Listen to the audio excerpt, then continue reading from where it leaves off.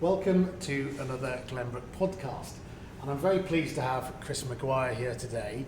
I would say Chris from Insider, but that was a few years ago now, but I think that's how we all know him, and then we're going to talk about what he's up to now. I got Chris along because you'll know him from probably the Insider Awards, which we all went to for a number of years, and I think you were there for probably 5 years at Insider. Yeah, about 4 years, 3 months. And we got to know Chris very well because it had been chaired and managed by Michael Taylor, who we'll talk about as well in a moment. And we had Chris, who was a very different character. And at first I was a bit, he's quite an interesting character. And then I got to know you and become good friends. And I wanted to get you onto this because you do great things. You did a great thing at Insider, and you had a really interesting career route into what I know you as property press, effectively, but that is one of the many talents that you have. But that's what I'd like to talk about a bit today. So, when you say interesting, you mean annoying? Well, you are very annoying. We all know that. But I think you've had a really interesting career route, and I wanted to talk to you today about how did you get to Insider and what are you doing now after that. I want to talk about what your passions are outside of the work life. We see cricket and football, and you've got two amazing daughters, but one who's an amazing footballer. And I want to talk about that as well, if that's okay. Yeah. And also just understand what life was like back in the period you were at Insider in the property world, because I think there's some interesting stories we can probably now talk about that Absolutely. we probably couldn't talk about then. So welcome to the Glenbrook Podcast. Thanks for asking me. It's the second time it's been filmed, and the first one went out and we had a lot more viewers because it was on YouTube. I don't like being filmed, but it's one of those things you just have to do. Yeah. So how do I know you, and how do you know the people in the property industry? It's probably all through being what was the role, the editor? Yeah, I was editor Insider from 2012 to 2016, and obviously the Northwest Insider, two big real sections. One was the deal-making market, and the other one was the property market. I sort of gravitated towards property. My business colleague, Rupert Cornford, he took care of the deals, and I just got a real interest in property and still have. But you didn't come from a property background at all. That was the amazing thing, because you came into the property world with a personality and a character and a way of chairing those meetings. And I think I read that you did 700 events when you were in Insider, was it? Well, probably not as many as that, but I've probably done about 1,000 events in total. And I did a large chunk of those at Insider. Before I came to Insider at the start of 2012, I'd never hosted an event. Incredible. And I've got a certain personality. You use the word interesting. I think what I try and do, people turn up to an event, you do your research, you do your preparation, you try and make it entertaining. It should never be about you. It should always be about your interviewee. But you try and make it memorable. And if it's fun, people tend to remember it. You were so different, though. I remember sitting at the Titanic Hotel in Liverpool for the Liverpool Insider Award. And when he stood up, and I thought, oh my goodness, who is this person? Yeah. And then we got chatting and became friends, and I got your humour. Yeah. But you certainly transformed those events from being very business and staid and to being much more jolly and fun. Look, I never go out of my way to cause offence. I don't go anywhere, there's certain areas you never go. I don't pretend to be a comedian. What I try and do is you try and know your audience. It doesn't always work. Very occasionally you'll say something and somebody might take offence. It's certainly not intentional. But it's just about trying to have a bit of fun. We're not on this world for very long. And, you can either have a laugh and a joke and a smile and be respectful, or you can just disappear into the ether. And the one thing that's worse than being spoken about is not being spoken about. Absolutely. One of our colleagues, Dan, says it's better to be looked over than not looked over at all. And I think that's a really good saying. So let's go back, way back, to where did it all start? Where were you brought up? What was your upbringing like? Where were you educated and so on? So I'm from Kent originally. So my accent, you can tell I'm a southerner. So I brought up in near Sandwich, which anyone who knows golf will know. I'm a twin. I'm the eldest by a minute, so me and my brother, Eddie, we used to spend all our time together. And when we were about 10 years of age, we used to buy a magazine called Tiger Magazine, and there was a joke of the week in there, and you get £5 if you win, and it would put your name in. And we were staying at my Nana Merrick's one summer, and we decided that we were going to enter the joke of the week. And I did about 20 entries, and my brother did one. And I'll tell you how bad it was. It was a rugby clubhouse with rugby posts on the side. I know you like your sport. and in the middle where you kick a conversion was a doorbell, and it said to ring doorbell, kick ball. And my brother asked me what it was like, what I thought of it, and I said, Eddie, I said it's rubbish. And so he left it on the table, so I submitted all 21 entries. And I went down to the newsagents a couple of weeks later, got a Tiger magazine, and there it was by Christopher Maguire of Ash near Kent, and it was a picture of a rugby clubhouse with like a rugby post on the side and a doorbell. And it obviously wasn't my cartoon, it was my brother's. And I didn't feel any sense of shame. I just felt complete and utter pride at seeing my name in a national publication, and that's when I decided to be a journalist. Amazing. That was the first publication in your name. Yeah. And so you were at school down in Kent, and then university? No, went to journalism college. Right. I didn't want to go to university. When I was about 13 or 14, I knew the chances of getting into journal college were about 1 in 50.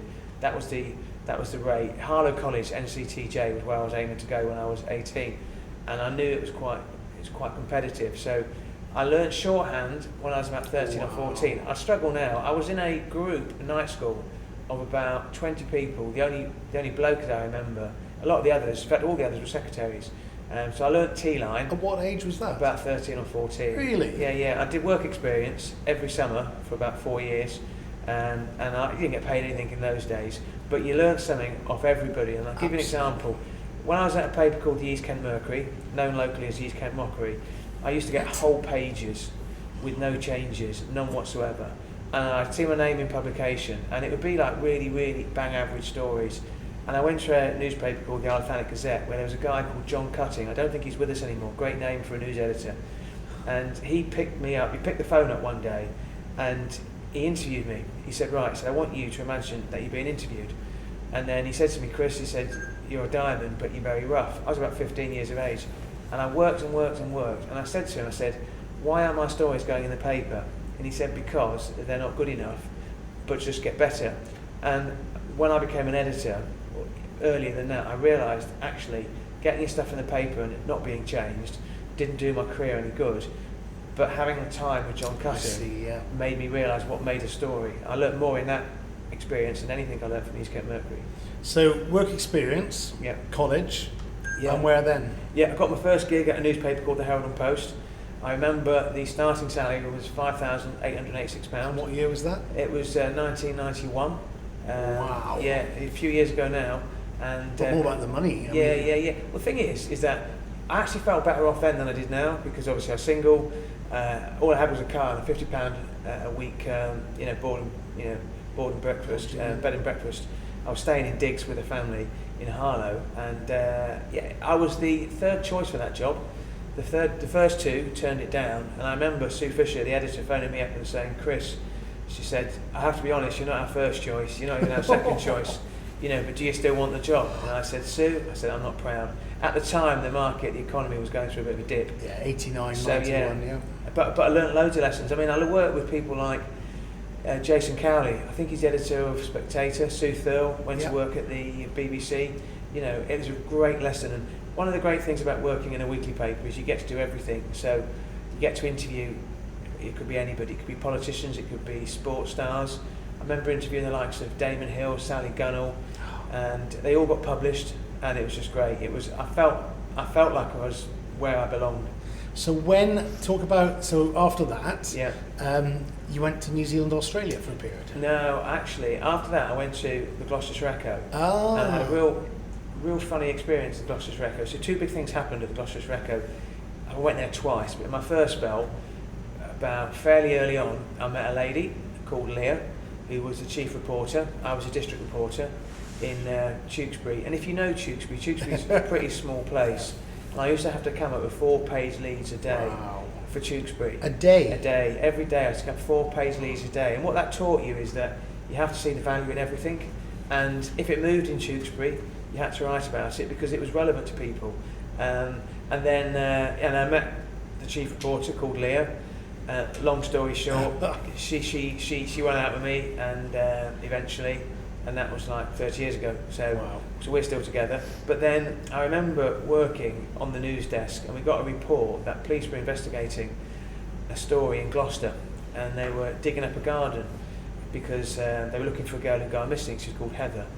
And a colleague of mine called Martin Williams went out. He knocked on the door, and this guy answered the door, and he had a real West Country accent, huge hands. He was a builder, and he said, "They're saying I killed my daughter. I'd never killed my daughter." A guy called Fred West. And the following day, I get sent out. Oh, wow. Yeah, they were digging at the back garden, 25 Cromwell Street, and you suddenly found yourself. This is before social media and everything. I was there on the Saturday, nobody there. You know, that iconic image of 25 Cromwell Street. I get back on the Monday, the Japanese press are there, the American press are there, and obviously, Fred and Rose West turned out to be the most gruesome, murderous couple the UK's ever known. And you were there running that story? I was one of the journalists at the very start, but that was one of those life-changing moments. That's incredible. And then I went to travelling for a year with my then girlfriend, now wife, and then I came back, and then went to the Yorkshire Evening Post. What I did when I was away, and there wasn't social media, you didn't have mobile phones in those days. My kids, and I think anybody with kids will relate to this, if I was on a life support machine and there was one plug in the room keeping me alive, and their battery went down to less than 10%, I'd be dead. It's not to say they don't love me, but they are obsessed by mobile phones. You didn't have mobile phones in those days, so when I was travelling around the world, I sent postcards to 4 different editors, and I said, "You don't know me," I said, "but I'm going to be applying for a job when I get back." Bristol Evening Post was one, Portsmouth Evening News was one, Yorkshire Evening Post was one. And in the end, I got back, I got 2 interviews, I got a job at the Yorkshire Evening Post. I saw that in my research about the Bristol Evening News, the Bristol Evening Post. Actually, there is a Bristol Evening News. I was a Bristol Evening Post. So Chris, the bit I'm really interested in is the Daily Mail years. And it was a year and a half, was it? Yeah, 1998 to 1999. And what drew you down to London for that? Well, I always wanted to work at the Nationals, so I previously worked at the Yorkshire Evening Post, and it was just an alert that I always felt if I didn't do it, I'd regret it, and I was a shifter, so I used to get £84 a day, and then it changed, and my parking back then was £22 a day. Yeah, and I used to get, and they said to me, "Look, we can't guarantee how many shifts we'll give you," but I used to get typically between 4 and 6 shifts a week, and I'd always get they're called the graveyard shifts. So you get the staff reporters would come in at 9 o'clock, and then I'd come in, could be 12 o'clock, could be 3 o'clock, could be 4 o'clock. The real graveyard shift was the 7 till 3, and if you got the 7 till 3 in the morning, then you were there to hoover up what would happen. And when the Nationals came in, all the other newspapers came in, your job was to sift through those, see if there's anything that should be reported. Yeah, I remember once, I remember a couple of stories stand out to me. If you did that story, you're always told that, if the Queen Mum dies, God bless her, we need somebody we can trust in charge. And, I was living down there with my girlfriend at the time, but I would literally climb into bed at 5 and she would get out of bed at 7. She still climbs out of bed when I climb in all these years later. But I remember a couple of stories stood out. One was when Kate Winslet got engaged to a guy called Jim Threppleton. Okay. And one of the Nationals said, I'm sure it's the Express. Jim Threppleton proposes to Kate Winslet. I think it was after the Titanic fame. And the news editor on the night editor said, "Chris, I need you to ring Jim Threppleton." I said, "It's 11 o'clock. Like that. He said, "He'll be asleep." He said, "No, you need to ring him." And so try and have a conversation with him. "Hello, is that Jim Threppleton?" And he's like, you can see he's been asleep, you can hear he's been asleep. "Yeah, it's Chris Maguire here, Daily Mail. Congratulations on your popping the question to Kate Winslet." He said, "It's 11 o'clock. I said, I'm really sorry, I didn't realise it was that late." I said, "I just want to run a story, but I want to make sure that it's correct. I wouldn't want to put something in the newspaper that's incorrect." And he said, "It's true." He was as pleasant as anybody could be at getting an 11 o'clock call. I did another one actually with, what was the name of the singer? Is it Sinead O'Connor? Yeah. Yeah, I'm trying to think of a famous song. And Nothing Compares to You. Yeah, absolutely, yeah, very nice to say so. And I had to go to her house because she lived in North London. And I had to go to her house like at ridiculous o'clock. I mean, you're talking like really early doors, late into Threppleton. And I just always apologise. I was, "I'm really, really sorry to not bring you to. There's a story, I don't want to report it if it's not true. I just want to check it was true." And she was really nice. In the main, most people are. Not everybody, but I can understand that. And if you're sitting outside of somebody's house, there was another story, and it was, I want to make sure I get the names right. It was, you've heard of the Media Pack, the Media Scrum? Yeah. And I remember I got sent down to somewhere, and it was a coastal town. I can't say where, because there were reporting restrictions on it. Still? Yeah. There was a well-known child killer, and she decided to sell her story, and which she wasn't obviously allowed to do, and the national press got wind of it. I'm not going to say her name because I either remembered her name as it is now or her name as it was then. And I remember having to sit outside her house with all the other journalists and just wait, try and get a conversation with her. The press were perfectly entitled to ask that question. She was being paid for her story because she'd written a book, having committed a really awful crime. But the Daily Mail it was a life-changing experience. I look at the Daily Mail now, I'm much older of course, and I look at so many things that I don't agree with, but it is fundamentally, it writes for its audience. Its audience, 2/3 of its audience are female, and they're Middle England, and it writes for its audience. It's really successful. Yeah, it sells papers. I disagree with so much of it. Honestly, I call it the Daily Fail because it's just divide and conquer journalism. I don't like it. So did you go back to Gloucester after that? Or did you... Yeah, I went to the Bristol Evening Post, Yeah. did some investigations down there, won some awards, did a lot of campaign journalism. Then I went to the Gloucester Record where I was assistant editor. Then I got my first editorship when I was 33 at the Chorley Guardian. Right, this is the bit I'm interested in. So you now live in Chorley anyway? Yeah. So you came up when you were 33 Yeah. and you haven't moved left. My ambition was always to be an editor at the time I was 30. So from a very early age, I wanted to be an editor at the time I was 30. I became an editor when I was just short of my 34th birthday. At the time, the Chorley Guardian was about the second worst performing newspaper in Northcliffe, out of 200. Its circulation, number of sales was dropping by 10 or 12%. So it was a bit like a football manager going into a team who were at the bottom of the league. So in the first 10 weeks I was there, I changed 3 things every week.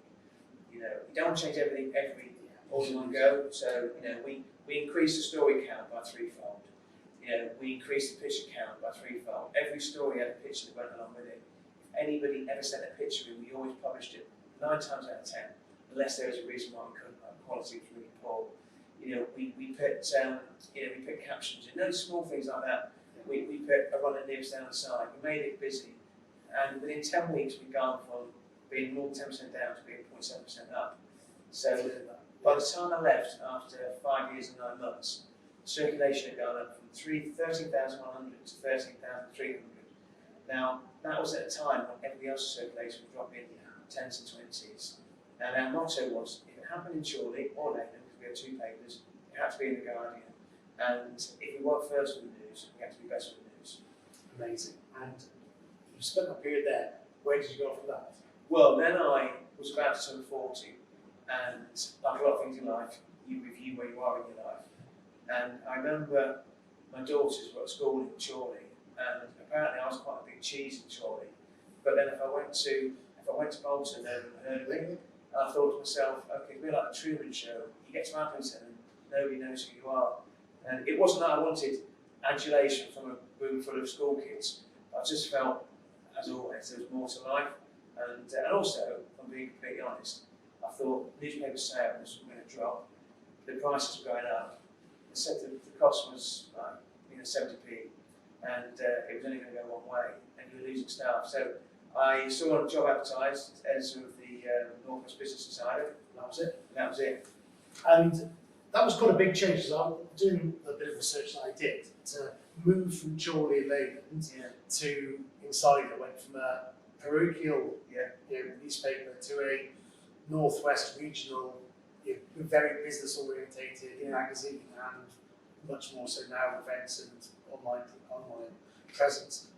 How did you get the job? Because I think that's just really interesting, just picking on that. I remember I was interviewed by the former owner. They've just been bought actually, Marlon Roberts. I was interviewed at Haydock at the I think it's the Cure Hotel of the M6. Yeah. And I was interviewed by her, and for whatever reason she offered me the gig.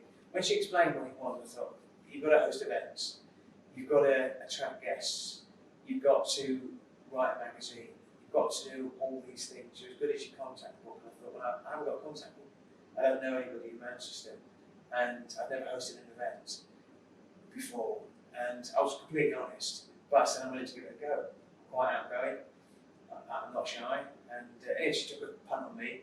Now the editor at the time was a guy called Michael Taylor, and he was serving out a 6-month notice period, so we overlapped sort of, briefly. He was on one side of the office, I didn't speak to him much, but what I enjoyed, it'd been going for a long time inside, but I enjoyed hosting events, and I enjoyed meeting people like yourself, and I really enjoyed that. And from that, you now know everybody in the Northwest property circuit.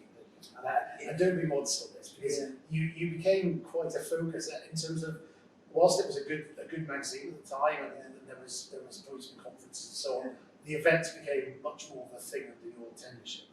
So the first event I ever did was in Lancashire, and I remember I had 4 speakers lined up, and 2 days before the event, one day before the event, one of the speakers dropped out, and then the day before the event, 2 speakers dropped out, and I was left with 1 speaker, Stephen Pruitt. We got a sponsor, they provided a speaker, I think we grabbed somebody else. I thought, I don't like this, I don't like being a hostage to fortune, so I said, we're going to do 2 panels. So rather than just get a sponsor and there's a couple of speakers, we'll have 2 panels. So we'll have 8 speakers instead of 4. And everyone said at the time, why are you doing that for? I said, because A, you get more bang for your buck, but also there's more work to do, but also it just means that you've always got, if you lose a speaker, it doesn't matter. Managing risk. Yeah, absolutely, yeah. So I really enjoyed that, and I sort of gravitated toward property.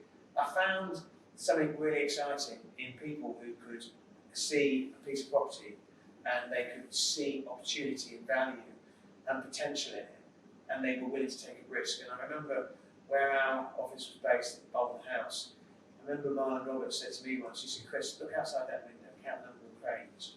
If you want to know how the economy's going, count the cranes. How many can you count? I think it was 67. She said, so when we're in a downturn, it'll be 25. When we're at the top of the turn, it'll be 85. So a really good measure. You must have met the best of the best. And we were chatting earlier before the podcast about some of the amazing people you met. Have you got any interesting stories? The Steve Morgans of the world and the John Whittakers? Yeah, I've met a lot of people, but generally everyone's amazing. There's big names and there's people on the way up, there's people on the way down as well, and I find them all interesting. I find them all fascinating. I love entrepreneurs, whether they're property or not.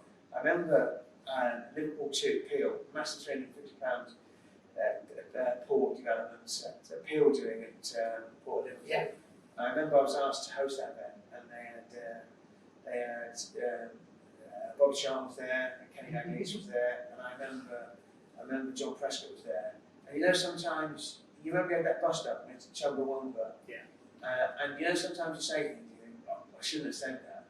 And John Prescott was by the door, and I said, so great to see so many people in the room today. We've got Bobby Charm, a football hero. We've got Kenny Dalglish, one of the greatest players ever produced, former Deputy Prime Minister John Prescott on the door, and everyone laughs. And as I said it, I almost didn't know how it was going to go, and that's the sort of element of humour that can go either way. But John Whittaker was there. John Whittaker doesn't do interviews, he just doesn't do interviews. And I remember saying, I'd love to speak to John Whittaker, and I was told I could speak to John Whittaker, but I couldn't ever write anything up. I was with him for about an hour and a half, and absolutely fascinating guy. The best interview I'll never write, but what a great guy. The person I had so much respect for, I found myself working with him later, was a guy called Steve Morgan, who's a founder of Red Road. He took a punt, he borrowed £5 from his dad, and the Red Road that you know today is completely different from the Red Road back in the day. He used to build ditches, he used to dig ditches. The A55, I think. Yeah, and he created this absolutely fantastic business, and then he walked away from it. And sometimes the measure of a person is the business when you're not running it. And the business went downhill quickly, so much so that he was brought back in. And he turned it around. And I said to him, I said, so what did you do? He said, when I went back to the Red Road head office, they were in this sprawling building, and it was basically spread over 2 or 3 parts of this building. You had sales in one part, you had construction in another. And then I turned up in the car park and there were weeds growing in the car park. I looked at the windows and they were dirty. And I said, straight away on day one, I said, right, we move everybody into one side of the building. I said, we clean up the weeds, we clean up the windows, we sell the dream. It's basics. And he says the same running a business. He said, when you're trying to sell people property, make the property as good as it can be. And the nice thing about Steve Morgan was that after he made some money, he set up the Steve Morgan Foundation, and he wanted to give money back. He put about £300 million of his own money. And then during COVID, I found myself working with Steve and his wife Sally, who are marvellous people, and they've given so much back. And what inspired him, and there's a guy called George, he was walking through the Pyrenees to raise money for charity, Steve, and he went to a hospital, and he met this guy called George, this little lad called George who had cancer, and he said to the nurses, because George wasn't at the airport to see him off, and he said, "Where's George?" And the nurses said, "I don't think he'll be with us by the time you get back." And Steve recounts the story, and he's in tears as he recounts the story because he's got kids of his own. And years afterwards, 20 years afterwards, the Steve Morgan Foundation annual conference, we arranged so George's mum walked on the stage, and there was a moment there where they both were in tears. Everybody in the room was on their hands, on their feet, clapping. The property people I have so much respect for, and the business people I have so much respect for, are the people who recognise that actually it's nice to make money, but it's nice to be nice. Steve Morgan's given a lot of money back. People like Tim Heatley have done a lot of work for the homeless in Manchester. They're the people that I really like. Steve's kids went to local primary school, so not a private school where my kids went. And he turned up one evening to do a talk on charity, which he was raising money for clean water in Africa. Yeah. And about 10 people turned up. And it was the most sort of humiliating thing in the sense of, he was expecting maybe 100 people to turn up.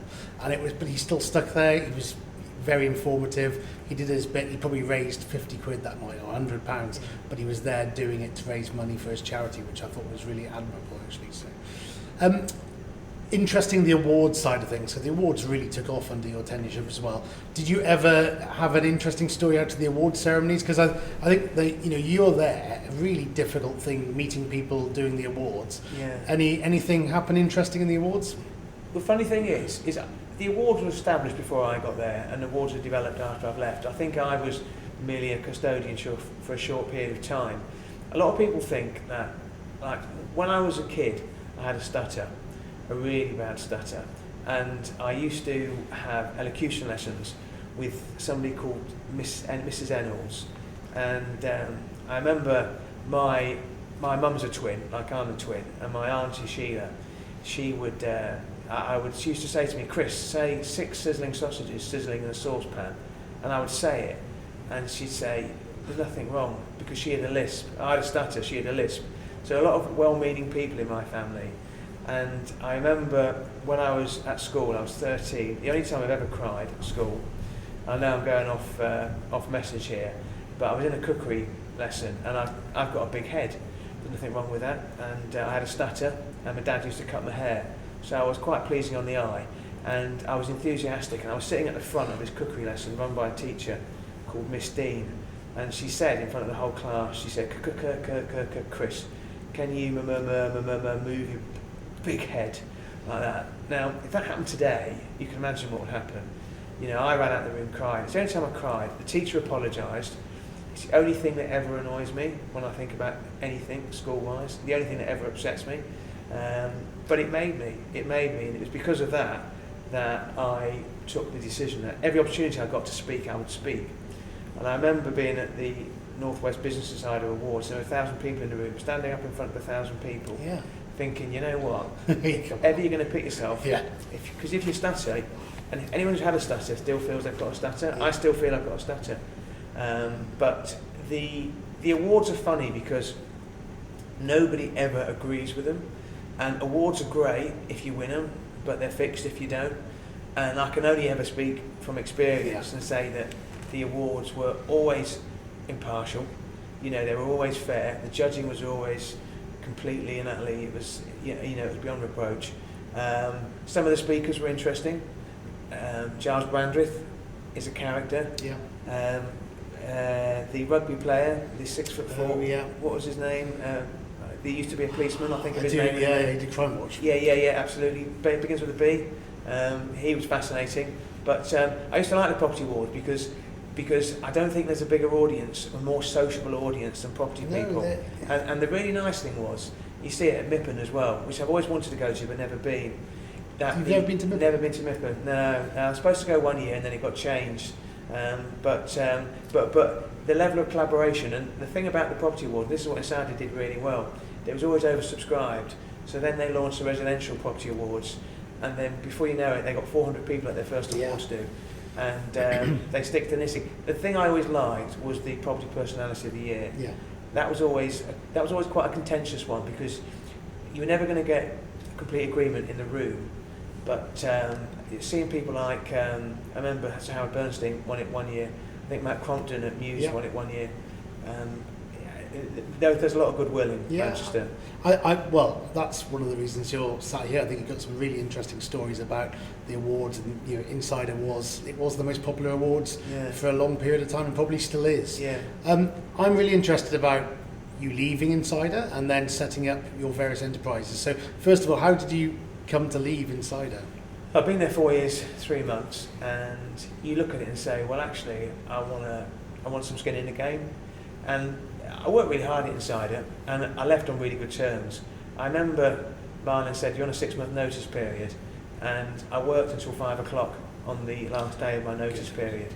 And Marlon said to me, thanks very much, she said, because you've worked right to the end. And I said, if I give you my word, then I'll leave when it's time to leave.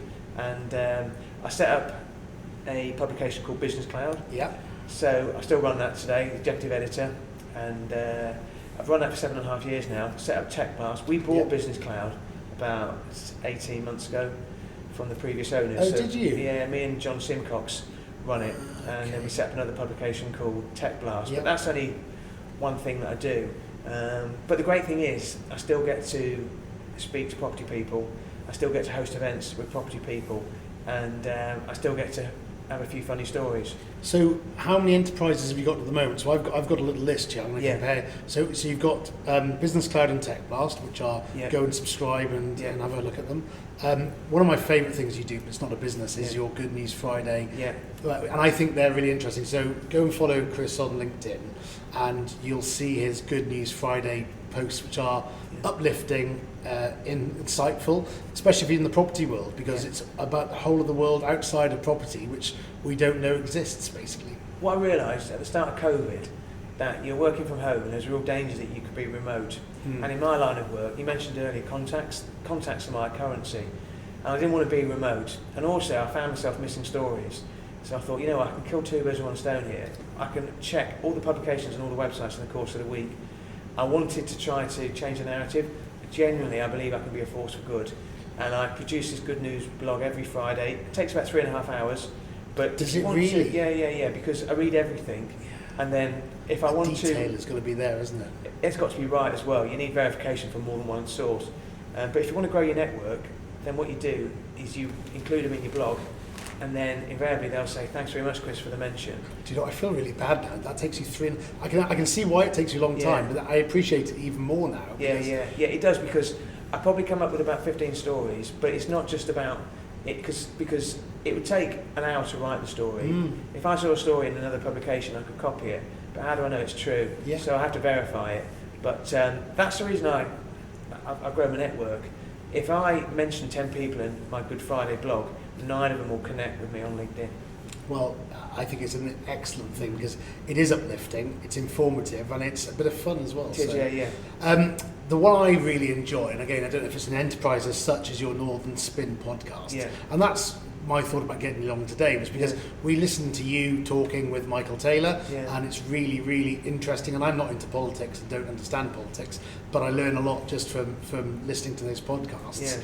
And I thought I'd get you in to hear about you personally rather than the Northern Spin. But how did that start, and why Michael? Because you superseded Michael, and how did that relationship come about? I turned 50 in 2022. And I thought to myself, you know what?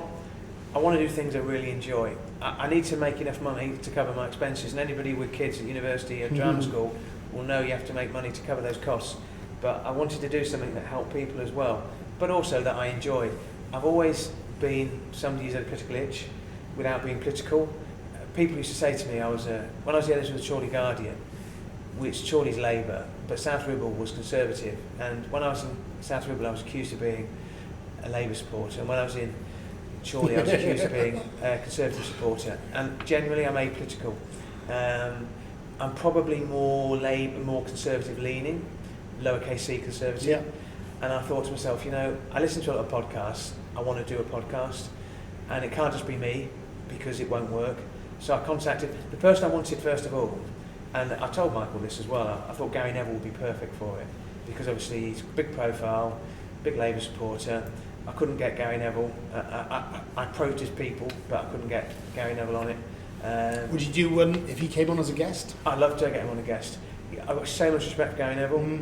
I remember, have I got time to tell a story about Gary Neville? You've always got time. Yeah, so I had my birthday on May the 9th, it's my birthday. The reason I tell you that, not so that you remember for my next birthday, was there was a guy, you'd know him, Steve Byrne, lovely guy, sadly died of cancer. And he worked in the property world. And unfortunately he was diagnosed with cancer, and he raised a lot of money for, I think it was Ronald McDonald House, a charity. We're very close to people who raise money when they're dying and do things that I was in awe of him. But they decided to organise a sportsman's dinner for him with a slight twist. Gary Neville gave over hotel football. So there were two teams. I remember. There were two teams, a Man United team and a Man City team. Man United had Gary Neville in the team, Ryan Giggs and Michael Vaughan, a huge cricket fan, and obviously never played for Man United. And then the blue team had Man City had Bernstein, Paul Dickoff and Browner, the midfielder, good player. And I remember, and I spent ages and ages writing a script. And I said to Gary Neville, I said something along the lines of, I said, Gary, I said, what have these 5 goalkeepers got in common? And he said, Ian Walker, Thomas Myra, and I think I rattled off 3 other goalkeepers as well. David James, the former Liverpool goalkeeper, and a couple of other goalkeepers as well. And he said, and you have to remember the setting, it was fun, it was for Steve Byrne. He said, they're all S-H-I-T, right, because I don't swear. And everybody laughed. And I said, funny you should say that, Gary. I said, because the only 5 goalkeepers you ever scored goals against in the Premier League were Thomas Myra, Ian Walker. And it was so funny. And everybody laughed. It was just fun. So I've always got a lot of time for Gary Neville. I think he generally is a man of integrity. He knows his worth. He knows his worth. He doesn't do stuff. He doesn't, tolerate fools. But he's a busy guy. So I thought, actually, I didn't know Michael Taylor particularly well. Okay, that's interesting. I didn't know him insider. That's really interesting. We barely spoke, if we're honest. And but I knew he was a big Labour supporter, and I loved his writing. He was working in Stockport at the time with the Labour Party, with with Elise Wilson, the leader of the Labour group at the time. I approached him, how do you fancy it? He said yes. We didn't have any budget, we had no money. I put a piece on LinkedIn, anybody want to produce a podcast for nothing? A company called What Media got on board. We managed to get a sponsor. We're on our 4th season at the moment. And the reason was that all the podcasts, political podcasts, come out of Westminster. No one's shining a light on the north. I see. And me and Michael Taylor and I are passionate about the north and want to shine a light on the north. The good stuff and the bad stuff. And it's got a bit of a cult following now. Well, I've listened to 2, and 2 episodes out of 4 seasons. I don't understand half of what you're talking about. Yeah. I've learned a lot. So, Yeah. and again, so there's 2 things to do. One is to listen to your podcast, Yeah. and the other one is to follow you on LinkedIn because you're good news. Yes. What else have you got going on at the moment? Yeah, I've got a little PR company. So I do 6 things really. The 2 things you mentioned, Business Cloud and Techcast, the podcast. I host events, host a lot of events, I've got a little business called Proactive Progress, which I run with a fantastic guy really called Paul Woods. Yeah. Yeah, so what it was, you've heard of business networking groups, you can pay £1,500, Yeah. £2,000 a month. You get a big name speaker, you mix with CAOs, and I felt there was something missing for companies that maybe weren't of that scale.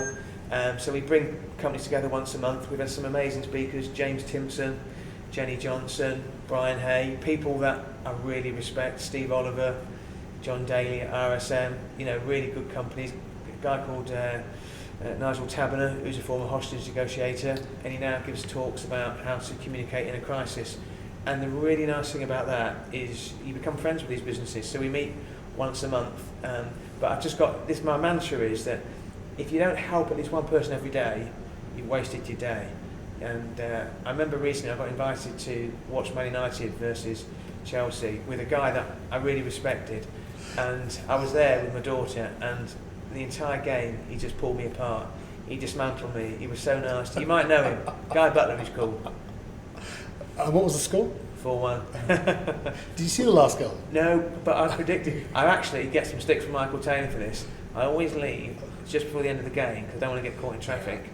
And I parked at Media City. But, and you'll bear me out on this, I was asked for my prediction before the game, and I said 4-1 Man United. So you left being a loser, and then you were a winner after you left. Because it was 4-0 when I left, and then Chelsea got like a very late consolation goal. You were much talked about. Thank you very much. Not in a nice way, I'm sure. Before we talk about fun things outside of work, anything else that we haven't covered? No, I think I've got a lot of time, for Glenbrook. I remember the first development I think we spoke about was Kiel. Absolutely. In Liverpool as well. Absolutely. And this isn't a loving. It's not. There's different types of developers, different types of construction, different types of people who work in Manchester. And years from now, when people talk about, if they talk about you, if they talk about me as a footnote in the history books, you want people to say, you know what, he was all right, and he made the world a better place. And I think people will say that about Glenbrook. The most important thing you and I know is having fun with people, and that's what we do. Yeah. Talking about having fun, I was immensely pleased to invite you to that football match because to get your daughter along, because your daughter is doing great things. Just give me 2 minutes on your daughter. Yeah. I know you've got 2 daughters, but I've got 2 daughters. Yeah. I remember years ago I interviewed the family of Marcus Trescotty, who were England cricketer, England opener, and I made a really stupid mistake when I phoned up and I spoke to his mum. I played cricket against his dad actually, and I said he must be really proud of everything that Marcus has achieved, because Marcus at the time was only about 20, and he was just starting to make strides with Somerset and getting on the England. And he said, or she said, I'm proud of both my kids, and I'm as proud of my eldest daughter and about my youngest daughter. My youngest daughter, she's 20, she's a goalkeeper, she plays football. She's had as many lows as she's had highs, probably more. She spent last season at Derby County. She'd love to spend next season playing at Derby County. It's a great club, but like all the players at Derby County, 3rd tier women's football, she's got to retrial, and then we'll see whether she gets in for next season. The thing about Imogen, I always say to her, I said, if you want a role model in football, I said, choose Gary Neville. And she said, why Gary Neville for? I said, because Gary Neville, and he would say this himself, he said it in his book, Red, he said, I wasn't the most gifted person. In fact, he would say this, he wasn't the most gifted person in his family, because his brother Phil was probably more technically more gifted. But he said when he stood in the tunnel at Old Trafford at 5 to 3 on a Saturday, before he walked out at 3 o'clock in front of 76,000 people, he always knew he was the best prepared he could be. So I always say to Imogen, I said, it's not how good you are, that's important, it's mentally how strong you are. And she shows that in spades. Well, and she's a really nice kid as well. I just love the fact she's doing what she's doing, and she was able to come to the match, and she was the keenest of us all there, wasn't she, that day? And she knew the scores better than you did, which I thought was really interesting. But what you'll notice though, or what you may have not noticed, is that we were sitting there eating our meals, and she went outside 45 minutes before the kick-off, because she wants to watch what the goalkeepers do, and she wants to watch their preparation. Yeah. And then what she does is she talks about what they do, and then she years ago she was playing grassroots football, and I never criticise her, I never ever criticise her. I might talk a lot, but it's not my role as a parent to criticise children. I see it, I hate it when other people do it. But she asked for an opinion about a goal that she conceded, and I said to her, it went over your head. You'd be disappointed with it because it's just over your head. And she didn't like it. But then we talked about it, and then she went upstairs to her room, and the following day we used to do goalkeeping drills, because she didn't have a goalkeeping coach at the time, before the game on a Sunday. Yeah. And everything was geared around the ball over her head, because she didn't want to make that mistake again. that's what makes me proud. Not whether or not she's successful, but the fact she wants to be the best she can be. And I'm as proud as my eldest daughter. She's the same, but she's just in a different walk of life. So finally, the one passion I know you participate in and watch, and today we were having a chat before the podcast and you were checking up is cricket. Yeah. And your highlights? Yeah, I mean, I've got highlights as a player, but highlights as a fan as well. As a player? Who do you play for? I play for a team called White Copies. We play in the Palace Shield. And see, I'm 51 now. I played cricket since I was 11, so 40 years of hard sweat, blood, sweat and tears with very little reward. And I'm a clubber. I'm a clubby. You know, there wouldn't be a game without players like me. Yeah. You know, I turn up every week, and I'm lucky in a way because over a period of time, I played with and against some great players. You know, but players that you'll have heard of, sort of. I've played against Marcus Trescottic's dad. Yeah, I played against Ian Botham's son. Yeah. I played against Gary Kirsten's brother.